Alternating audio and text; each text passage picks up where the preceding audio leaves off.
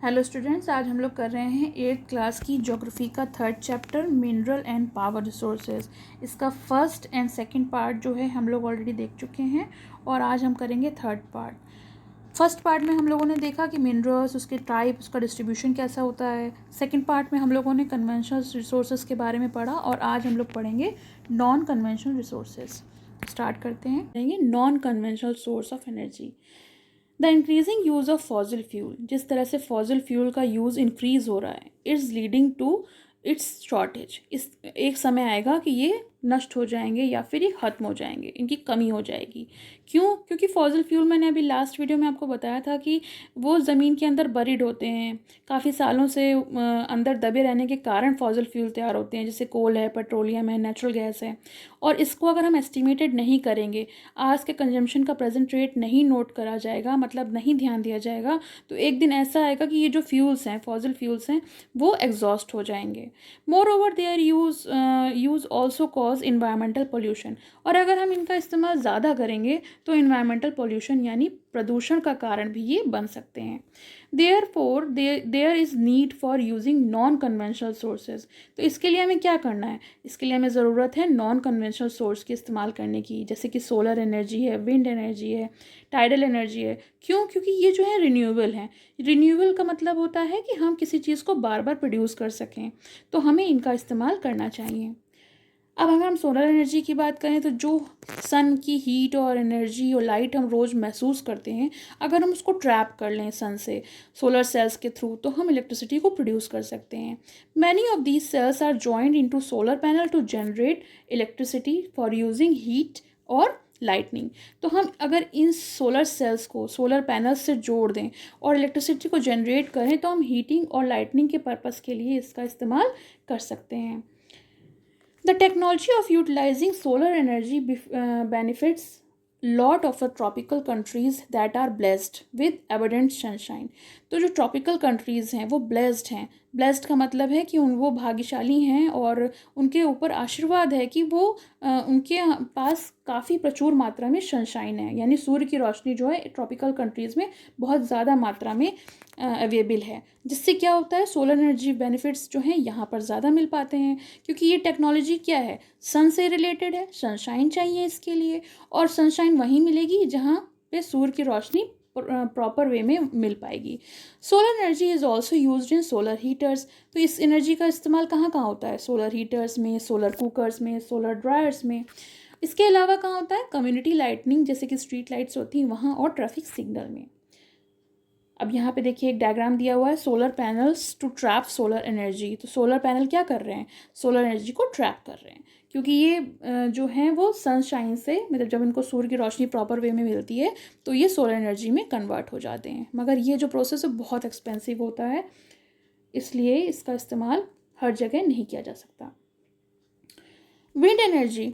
Wind is an inexhaustible source of energy. Exhaustible का मतलब होता है जो नष्ट हो जाए, और इनएग्जॉस्टिबल का मतलब होता है जो कभी ख़त्म ना हो। तो विंड जो है वो एक ऐसा ही सोर्स है एनर्जी का जो कभी ख़त्म नहीं होगा। Windmills have been used for grinding grain and lifting water since times of immemorable।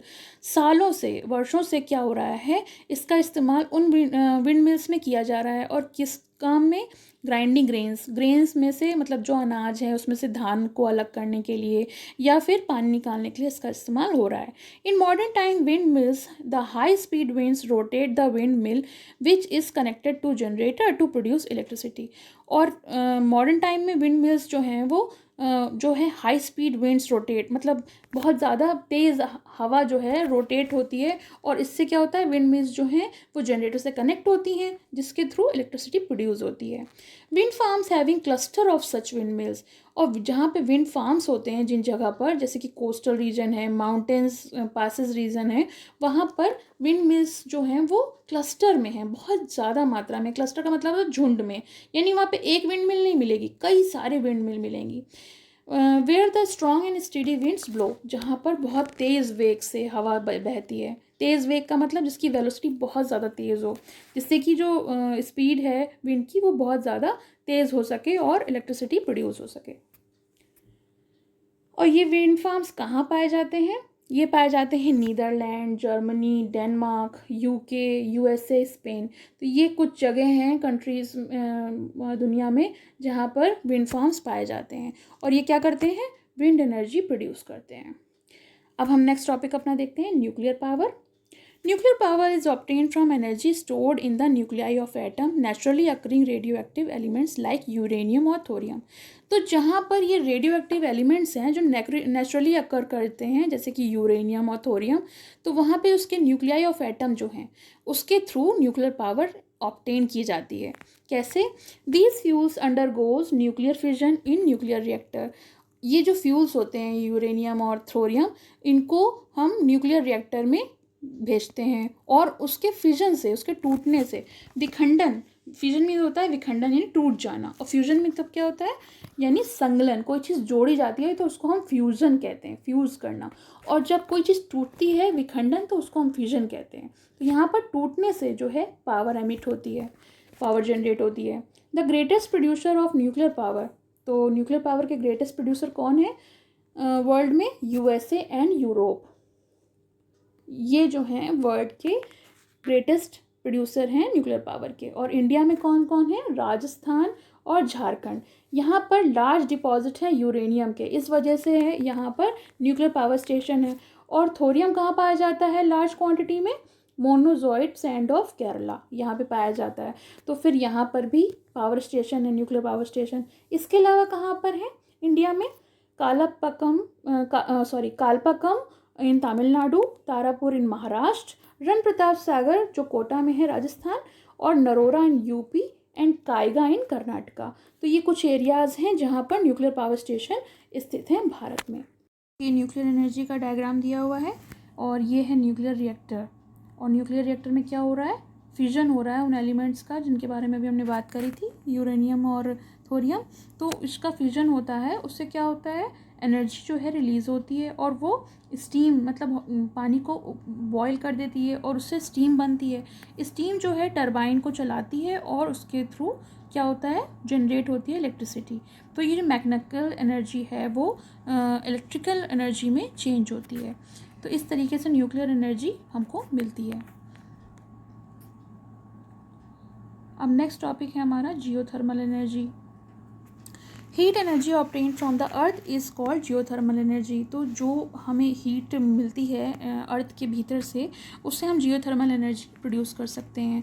The temperature in the interior of the earth rise steadily as we go deeper. और जिस तरह से जितनी गहराई में हम अर्थ के जाते हैं तो वहाँ टेम्परेचर बहुत हाई होता है और राइज करता है, मतलब बहुत ज़्यादा बढ़ जाता है।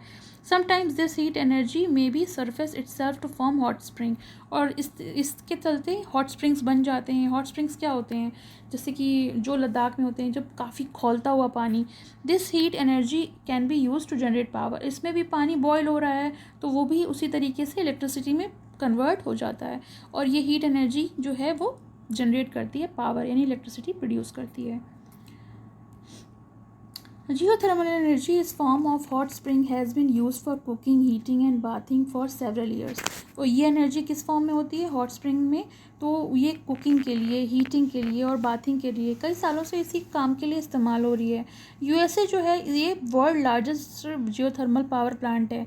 तो और उसके अलावा New Zealand, Iceland, Philippines and Central America. और भारत में जियोथर्मल प्लांट्स कहाँ लोकेट हैं? मणिकरण हिमाचल प्रदेश में और पूंगा वैली इन लद्दाख। तो ये देखिए जियोथर्मल एनर्जी का दिया हुआ है, मणिकरण का, ये कैसे फूड कुक किया जा रहा है।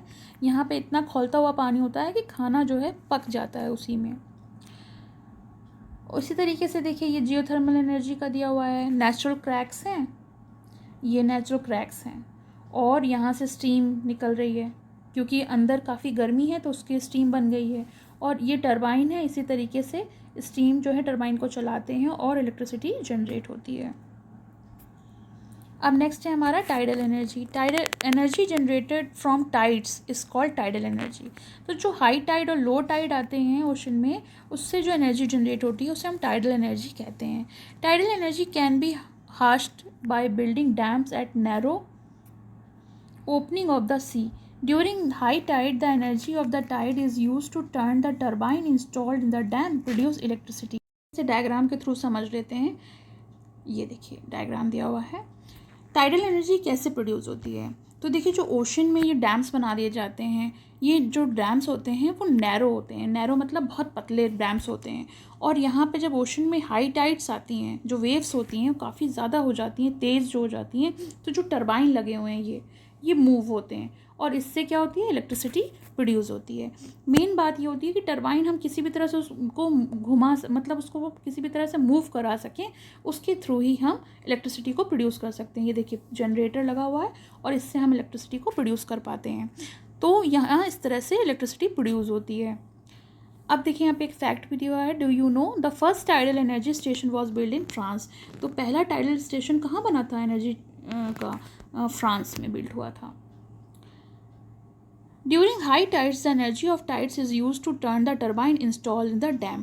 अब जब हाई टाइड्स आती हैं तो मैंने अभी बताया आपको डायग्राम में, वो जो टर्बाइन इंस्टॉल होते हैं उनको टर्न करती हैं और उससे इलेक्ट्रिसिटी प्रोड्यूस होती है। और ये कहाँ पे है? Russia, France, gulf of Kutch in India have the tidal huge tidal mills farm. तो ये यहाँ पर स्थित हैं। नेक्स्ट है हमारा biogas. Organic waste such as dead plants and animals material, animal dung and kitchen waste can be converted into gaseous fuel called biogas. तो जो भी हमारा ऑर्गेनिक वेस्ट होता है, जिसको हम स्लरी बोलेंगे, तो ये देखिए डायग्राम में दिया हुआ है। स्लरी को हम जब टैंक में डालते हैं तो थ्रू बैक्टीरिया ये डिकम्पोज होता है टैंक के अंदर, और क्या होता है, जो गैस होती हैं वो रिलीज़ होती हैं। कौन कौन सी गैस रिलीज़ होती हैं? मीथेन एंड कार्बन डाइऑक्साइड जो है वो रिलीज़ होती है, और जिससे बायोगैस फॉर्म होती है। और इस बायोगैस का इस्तेमाल कहाँ होता है? कुकिंग में और लाइटनिंग में। तो इसको बहुत ज़्यादा अमाउंट में हम स्टोर कर सकते हैं and it produce huge amount of organic manure each year. और हर साल इसका इस्तेमाल मतलब इसका जो प्रोडक्शन है बहुत ज़्यादा मात्रा में होता है और इसका इस्तेमाल हम लोग घरों में कर सकते हैं as a biogas. Energy is everywhere, but we can see that the harnessing is energy is both difficult as well as costly. Energy तो हर तरफ है, लेकिन अगर हम इसकी बात करें तो ये बहुत कठिन है हर तरह की एनर्जी को प्रोड्यूस करना, और ये कॉस्टली भी पड़ता है। Each one of us can make a difference bye not wasting energy. इसलिए हमको क्या करना चाहिए? हम लोगों को एनर्जी को वेस्ट नहीं करना चाहिए। Energy saved is energy generated. अगर हम एनर्जी को सेव करेंगे तो एनर्जी जो है जनरेट होगी। Act now and make brighter energy future. और आज अगर हम उसको सही से इस्तेमाल करेंगे तो आने वाली जनरेशन उसका सही से इस्तेमाल कर पाएगी। तो ये चैप्टर का एक्सप्लेनेशन कंप्लीट हो गया। आपको कैसा लगा कमेंट सेक्शन में मेंशन करिए, एंड प्लीज़ पसंद आया हो तो लाइक करें, शेयर करें और चैनल को सब्सक्राइब करें।